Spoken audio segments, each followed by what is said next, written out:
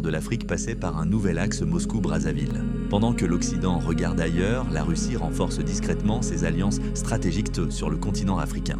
Dans cette rencontre à Moscou, Vladimir Poutine reçoit le président du Congo pour des discussions clés sur l'économie, l'énergie, l'éducation et les projets communs à venir. Au-delà du protocole diplomatique, c'est une relation vieille de plusieurs décennies qui se réactive et qui pourrait redessiner certains équilibres internationaux. Et tout commence avec les mots de Vladimir Poutine qui rappellent la profondeur historique de cette relation et expose clairement les ambitions de la Russie dans sa coopération avec le Congo. Écoutons son...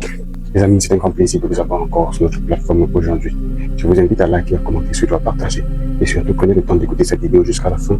Je vous en prie, mes amis. Parvenons au terme de notre vidéo. Monsieur le Président, chers amis, nous sommes très heureux de vous voir à Moscou. Nous venions de marcher ensemble avec le Président et nous nous sommes souvenus que le premier traité avait été signé en 1981, et depuis lors, les relations entre la Russie et le Congo se développent de manière amicale, complète et positive.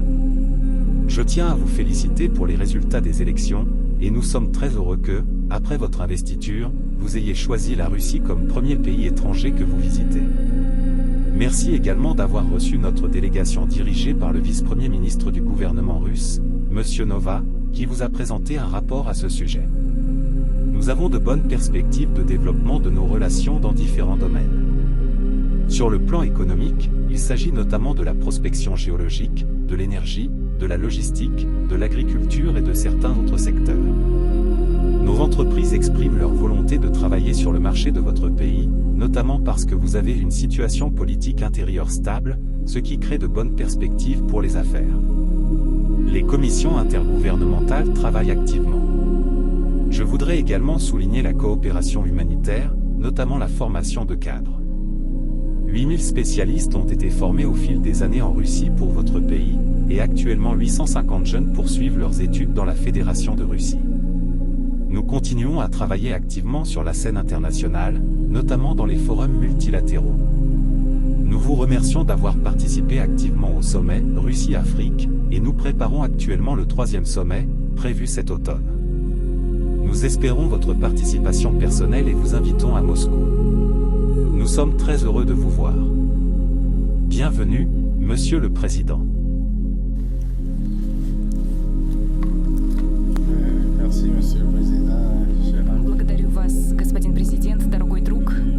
Je vous remercie, Monsieur le Président, cher ami, pour l'accueil chaleureux et amical qui nous a été réservé hier, aujourd'hui et toujours. Je vous remercie pour vos félicitations à l'occasion de ma reconduction à la présidence de la République. Tout cela s'est déroulé à Brazzaville. La cérémonie d'investiture a également eu lieu à Brazzaville, et cette visite d'État en Fédération de Russie intervient immédiatement après les élections. Ces élections se sont déroulées dans de bonnes conditions, et nous souhaitons naturellement voir nos pays en paix. Un nouveau gouvernement a été nommé et commence maintenant son travail. Comme je l'ai déjà dit, nous effectuons cette visite d'État afin de renforcer les relations entre nos pays. Ces relations se développent depuis des décennies et reposent sur des liens de solidarité et de coopération dans tous les domaines, sécurité, défense, économie. Nous estimons que toutes les conditions sont réunies pour développer des projets communs et accélérer la mise en œuvre du programme conjoint. Nous examinons actuellement de nouveaux projets pouvant être développés avec le soutien de la Fédération de Russie, notamment dans les domaines prioritaires que vous avez mentionnés, économie et éducation. Ce programme de développement, notamment dans l'agriculture, est très important pour nous. Le secteur de l'éducation est également essentiel, notamment la formation de spécialistes dans tous les domaines, y compris des secteurs comme la pêche, par exemple. Après les discussions qui auront lieu ici, nous pourrons préciser certains points de notre programme et adopter un plan pour les 3 prochaines années, d'autant plus que notre nouveau gouvernement vient d'entrer en fonction. Cela nous permettra de travailler ensemble à l'élaboration d'un nouveau programme. Nous pourrons signer un accord à Brazzaville en septembre. Une commission intergouvernementale existe déjà entre nos deux pays, et nous avons maintenant le temps de travailler ensemble pour améliorer ce programme. Vous avez mentionné le sommet Russie-Afrique, prévu en octobre. Nous avons récemment reçu la 2e version de la conférence ministérielle à Brazzaville. Une conférence sur les maladies infectieuses s'est tenue à Brazzaville, comme vous le savez. Nous avons reçu la 2e édition, et des laboratoires mobiles ont été remis à notre pays. Pour nous, c'est extrêmement important. Nous saluons cette initiative avec satisfaction et nous sommes heureux que la conférence ait été un succès. Nous croyons que le nouveau sommet Russie-Afrique, qui aura lieu en octobre à Moscou, sera également un succès. Nous sommes à Moscou et heureux de confirmer à nouveau le développement de nos relations avec la Fédération de Russie.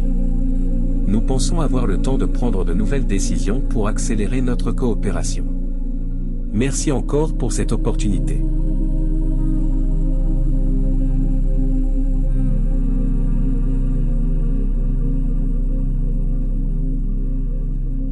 Monsieur le Président, nous avons effectivement beaucoup de travail devant nous. Lors de votre visite, il est prévu de signer un plan d'action conjoint pour les prochaines années dans le domaine économique. Votre programme inclut également une visite au Conseil de la Fédération et un déplacement à Saint-Pétersbourg. Je suis convaincu que votre visite sera réussie et contribuera au développement des relations entre nos pays. Merci. L'échange entre Moscou et Brazzaville s'inscrit dans une logique beaucoup plus large que la simple diplomatie bilatérale. On est clairement dans une dynamique de repositionnement stratégique où la Russie cherche à renforcer et stabiliser ses partenariats en Afrique, en misant sur des relations de long terme, structurées autour de l'économie réelle, de l'énergie, de la formation et de la coopération institutionnelle. Ce qui ressort très fortement dans cette intervention, c'est d'abord la continuité historique. Le rappel du premier accord de 1981 n'est pas anodin, il sert à installer l'idée d'une relation qui ne dépend pas des cycles politiques récents, mais qui s'inscrit dans une mémoire diplomatique ancienne, presque résiliente aux changements internationaux. Ensuite, on voit une logique très pragmatique côté russe, l'accent est mis sur les secteurs concrets géologie, énergie, logistique, agriculture. Ce sont des domaines structurants, pas symboliques. Cela montre que Moscou ne se positionne pas uniquement dans une logique d'influence politique, mais dans une logique d'ancrage économique durable. L'intérêt pour la stabilité politique du Congo, mentionné dans le discours, est aussi un point important. Pour les investisseurs et les partenariats stratégiques, la stabilité devient un facteur central. On est donc dans une lecture très réaliste des relations internationales, où la coopération se construit sur la prévisibilité et la continuité des États. Un autre élément clé, souvent sous-estimé, c'est la dimension humaine et éducative. Les chiffres donnés, 8000 spécialistes formés et 850 étudiants actuellement en Russie, montrent que la coopération dépasse largement le cadre économique. Former des élites, des ingénieurs, des techniciens ou des cadres administratifs, c'est aussi créer des ponts à long terme entre les deux pays. Ce type de stratégie est extrêmement classique dans la diplomatie d'influence, elle ne produit pas d'effets immédiats visibles, mais elle structure les relations sur plusieurs décennies. Du côté congolais, la réponse est tout aussi intéressante parce qu'elle insiste sur la volonté de formaliser et accélérer les projets. On parle d'un nouveau gouvernement, de programmes sur 3 ans, de signature d'accords, et surtout d'un agenda précis. Cela montre une volonté d'organiser la coopération de manière plus opérationnelle et moins déclarative. Le Congo met en avant des priorités très claires, agriculture, formation, pêche, développement des compétences locales.